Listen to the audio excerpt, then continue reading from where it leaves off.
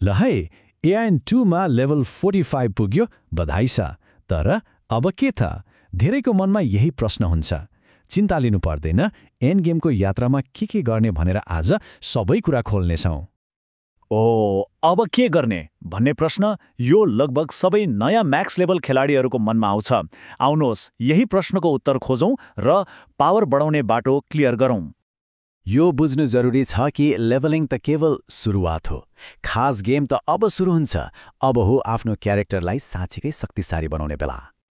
मुख्य क्वेस्टहरू सकिएपछि प्रोग्रेसनको बाटो अलि अलमल्ल लाग्न सक्छ। त्यसैले हामी यहाँ एउटा स्पष्ट रोडम्याप प्रस्तुत गर्दैछौँ, गियरदेखि लिएर दैनिक गर्नुपर्ने कामहरूसम्म सबै कुरा। ल, सुरु गरौँ सबैभन्दा महत्त्वपूर्ण कुराबाट, गियर। र खुसीको कुरा के छ भने सुरुवाती चरणमा केही राम्रा वस्तुहरू सजिलैसँग पाउन सकिन्छ। गेमले नै राम्रो सुरुवात दिन्छ। मेन क्वेस्ट सक्ने बित्तिकै एउटा शक्तिशाली हतियार र ब्रेसलेट हात लागिहाल्छ। अब ध्यान दिनुपर्ने कुरा हो आर्मरमा, खास गरी चेस्ट आर्मरमा। डन्जनहरूबाट यसलाई प्राथमिकता दिनुहोला, किनभने यसले स्ट्याटमा ठूलो फरक पार्छ। गियरको कुरा त भयो, अब एउटा दैनिक बानी बनाउने बेला आएको छ, अनर क्वेस्ट्स। यो एकदमै सरल छ, तर सुरुवाती प्रोग्रेसनको लागि यो नभई हुँदैन। हरेक दिन नबिर्सिकन यी 5वटा अनर क्वेस्ट्स पूरा गर्ने, यो प्रोग्रेसनको मेरुदण्ड नै हो भन्दा हुन्छ। र पुरस्कारमा ध्यान दिनुहोला, खास गरी अड एनर्जीमा। पछि यसको एकदमै धेरै काम लाग्छ। ल, अब दैनिक रुटिन त बस्यो। अब पालो आउँछ पहिलो ठूलो परीक्षाको। हो, हामी कुरा गर्दैछौँ ट्रान्सिडेन्स डन्जनको। अब यो डन्जनमा हाम फाल्नु अघि तयारी कस्तो छ हेरौँ। कम्तीमा 1,1200 सीपी मतलब कम्ब्याट पावर त चाहिन्छ नै, तर 1300 भन्दा माथि भयो भने सजिलो हुन्छ। अनि पार्टी कम्पोजिसन एकदम महत्त्वपूर्ण छ। 1 हिलर, 1 ट्याङ्क र 2 DPS। यो एकदमै आदर्श टिम हो। सुरुमा यो डन्जनले पक्कै गाह्रो बनाउँछ, खास गरी त्यो बोसको इनरेज टाइमरले। तर यसलाई पार गर्नु किन जरुरी छ भने यसबाट पाइने सिन्स्योकले गियरको साँचो शक्तिलाई अनलक गर्छ। त्यसैले यो मिहिनेत खेर जाँदैन। गियर त एउटा पाटो भयो, तर क्यारेक्टरको साँचो पावर निकाल्नको लागि हामीले केही कोर सिस्टमहरू बुझ्नुपर्छ।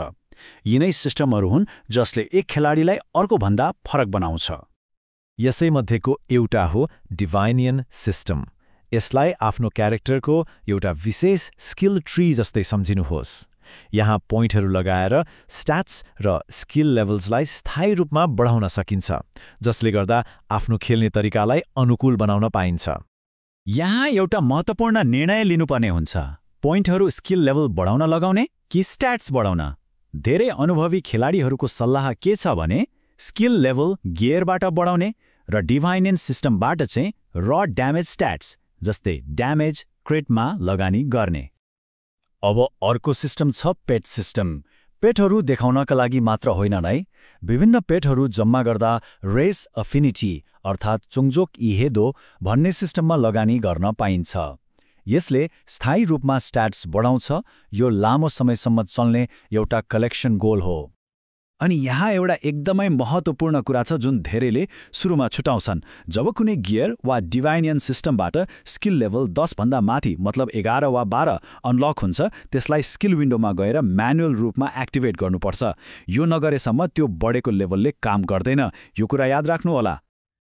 खैर, अहिलेसम्म हामीले धेरै कुराहरू हेर्यौं। अब यी सबैलाई एउटा सरल चेकलिस्टमा राखौं ताकि दैनिक र साप्ताहिक रूपमा के गर्ने भन्ने कुरा स्पष्ट होस्। दैनिक दिनचर्या यस्तो हुनुपर्छ। 5वटा अनक्वेस्ट्स, एन्हान्समेन्ट स्टोनका लागि 16 डन्जन्स, अबिस पोइन्ट्स अर्थात् AP को फार्मिङ र सप्लाई रिक्वेस्ट्सको जाँच। यो नियमितता नै हो एन्ड गेममा सफल हुने मन्त्र। अबिस पोइन्ट्सको कुरा गर्दा धेरैले PVP मतलब प्लेयर भर्सेस प्लेयरलाई सोध्छन्। तर यदि कसैलाई PVP मन पर्दैन भने के गर्ने? चिन्ता छैन। AP कमाउने एउटा एकदमै राम्रो र सुरक्षित तरिका पनि छ। यो एकदमै सजिलो छ। सप्लाई रिक्वेस्ट बोर्डमा हेर्ने कुन सामान चाहिएको छ, तीमध्ये धेरै जसो ओर जस्ता सजिलै फार्म गर्न मिल्ने सामग्रीबाट बनाउन सकिन्छ। सामान बनाएर बुझाउने अनि बदलामा मज्जाले AP कमाउने। एकदमै लाभदायक छ यो तरिका। ल, त्यसो भए यी सबै अलग अलग कुराहरूलाई जोडेर हेर्दा समग्रमा प्रोग्रेसनको बाटो कस्तो देखिन्छ त? आउनुहोस् यो ग्रोथ रोडम्यापलाई एकपटक हेरौँ। एन्ड गेम भनेको मूलतः यही चक्र हो। गियर सुधार गर्ने, त्यसपछि अझ गाह्रो डन्जनहरू पार गर्ने, अनि आफ्नो कोर ग्रोथ सिस्टमहरूलाई अप्टिमाइज गर्ने। यही प्रक्रिया दोहोऱ्याउँदै जाँदा एउटा सामान्य लेभल 45 को क्यारेक्टर बिस्तारै एक शक्तिशाली योद्धामा परिणत हुन्छ। अब बाटो त स्पष्ट भयो, नक्सा हातमा छ, अब साहसिक कार्य सुरु गर्ने पालो। सबैभन्दा पहिले कुन चुनौतीलाई जित्ने त? यात्रा अब सुरु हुन्छ।